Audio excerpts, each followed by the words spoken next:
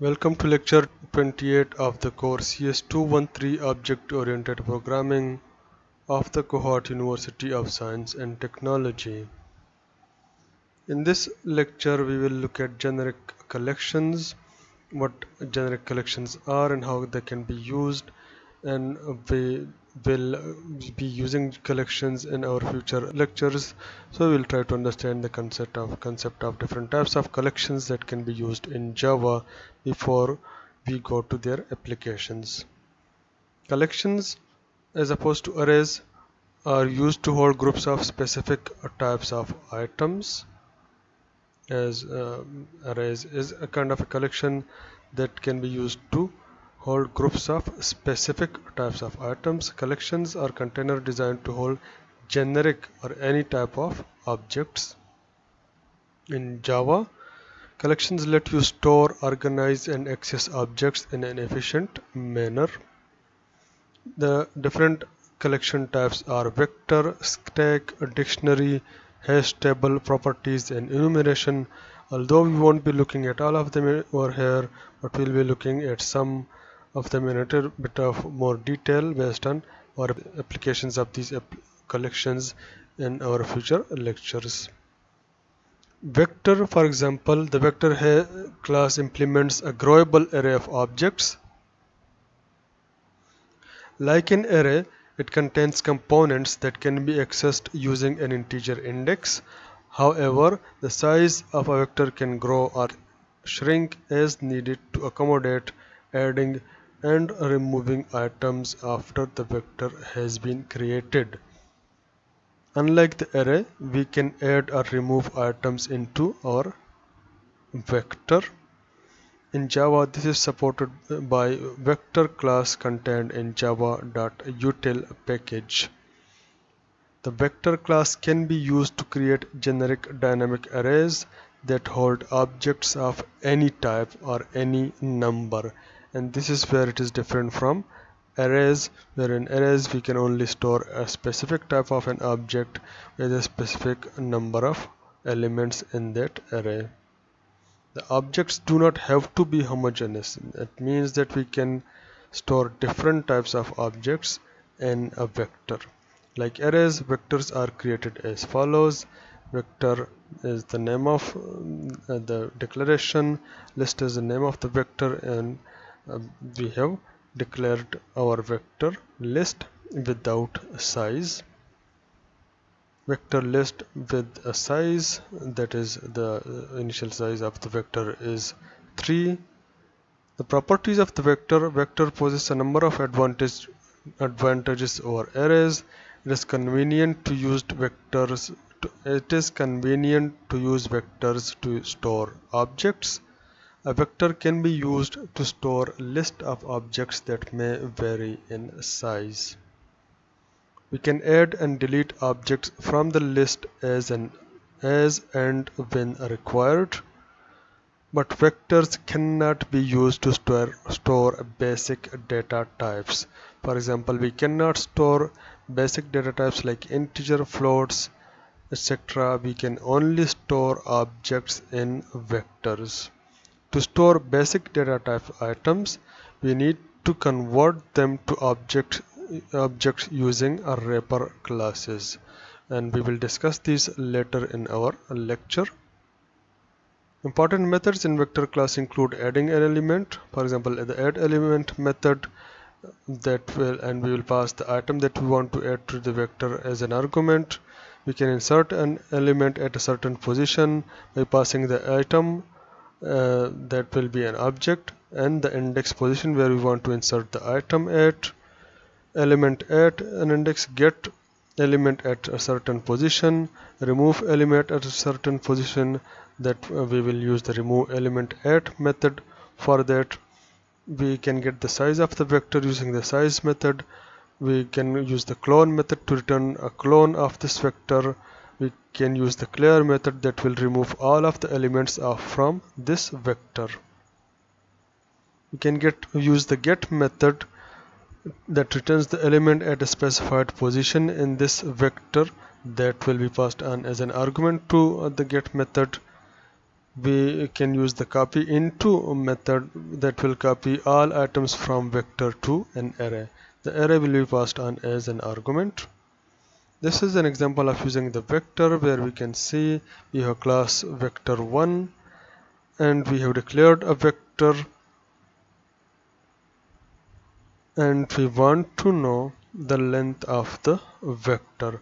So we have added certain elements to a certain circle as the radius of the circle. So we have 5 radius circles of different radii, and we want to know the size of the vector. This is what we are interested in. The initial size of the vector is 0, as we have declared the vector without any size, and then we have added 5 elements to our vector using this for loop, and then when we measure the size or declare the size of the array, return the size of the vector, that will be 5.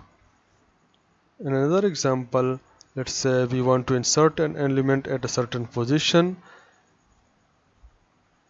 with a certain value. So this is where we insert an element into our vector, and now if we return the size of our vector, it will return 6. And if we go through our vector, we can print the elements of our vector or here. The hash table or hash table class should be a class, allows associating values with keys, allows efficient lookups for the value associated with the key. This class implements a hash table which maps keys to values. Hash tables use key value pairs, and this can be quite useful. Any non-null object can be used as a key or as a value. Useful operations include put, where we can add a key value pair into the hash table. We have an object, a key object, and we have a value object. We can use the remove method to remove a certain element from the hash table. We only need to pass the key of that element, and we can use the get method to get a certain value using the key of that value. Hash table put get operations. The following example creates a hash table of numbers. It uses the names of the numbers as keys. So this is how we can create a hash table, and then we can add data to that hash table. As I said that we hash table use data in the form of key value pairs. So this can be the key, and this will be the value of that key, and then we have can add as many numbers or as much data or elements to our hash table as we need. To retrieve a number, use the following code. Integer n is equal to, and this is the wrapper where we can get the value at this position into an integer variable, and we need to pass the key of that element. So it will return 2 and store that 2 in this variable n. So if n is a non-null value, then that value will be printed. And this is an example that demonstrates the use of hash table. We will be using hash tables in our future examples as well.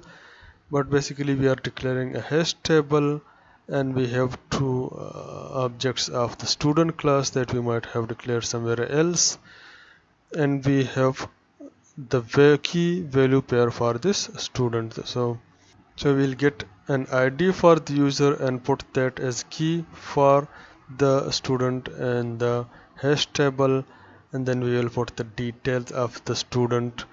As we can see, we have put the object of the student over here as the value for the student, and we do the same for another student as well. We get the ID and we store the object along with the ID of the student over here. As you can see, we have used composition over here, where we are using the complete object as a value in our hash table. and we can then return the details, all of the details of a particular student into this object, and we can display those details over here. Enumeration is used to enumerate or iterate through a set of values in a collection. Useful for iterating hash tables, it has no index. Useful operations include if we want to check if a hash table has more elements, if there is a next element. This is a demonstration of the enumeration. So we have a hash table object and the student class with the student objects, and then we have put some data into our hash table as we did previously. But if we want to go through the hash table, so we declare an enumeration of all the elements of the hash table, and we keep going as long as there are elements in this enumeration object. We can print all the details of all the students with the help of this enumeration object. So it will check if it has more elements, then it will convert each element to the student object and print those details or the names of the students over here. So this is how we can use enumeration over here as well. Wrapper classes, although we will discuss these wrapper classes in detail in the next part of this lecture. As pointed out earlier, collections cannot handle basic data types such as integer, float. They can be converted into object types by using the wrapper classes supported by java.lang package. So for the basic type boolean, we have a wrapper class boolean with a capital B. For the char class, we have a character class. For the int data type, we have the integer class. For the long data type, we have the long class. For the float data type, we have the float class. And for the double data type, we have the double class. The methods in the wrapper classes, for example, there are constructor, where we can return the value of an integer. For the integer data type, we can return the value of float. For the float data type, using the float class, wrapper class, we can convert the objects to their basic values. So if you want to get the integer value of this object, we convert it into the basic data type. If we want to convert this float object into a float data type, we can use this expression to convert it into a float data type. Similarly, we can convert numbers to strings. So if you want to convert this string to this integer to a string, you can use the wrapper classes and use the toString method. Similarly, we can do is for the float.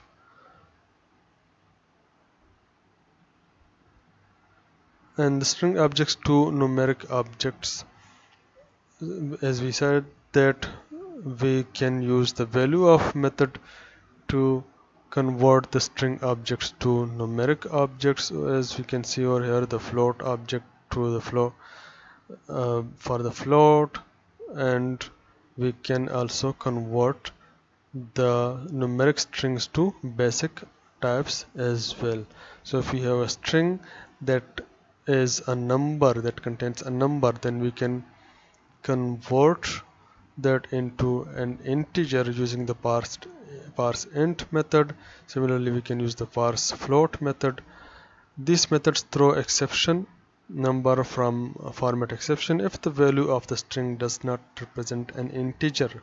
Exceptions are object-oriented way of reporting errors. We have discussed these problems in our exception handling lecture. You can go through the lectures and we discuss exactly this number format exception over there as well. So to summarize, a special method toString can be defined in any Java class which gets invoked when one tries to concatenate operation with strings, as we saw in our previous example. Collections are like arrays but can hold any objects, dynamically expandable, and supports their easy manipulation. Java has a strong support for collections, which are very useful when developing large-scale software development. Wrapper classes helps in manipulating basic data types as objects.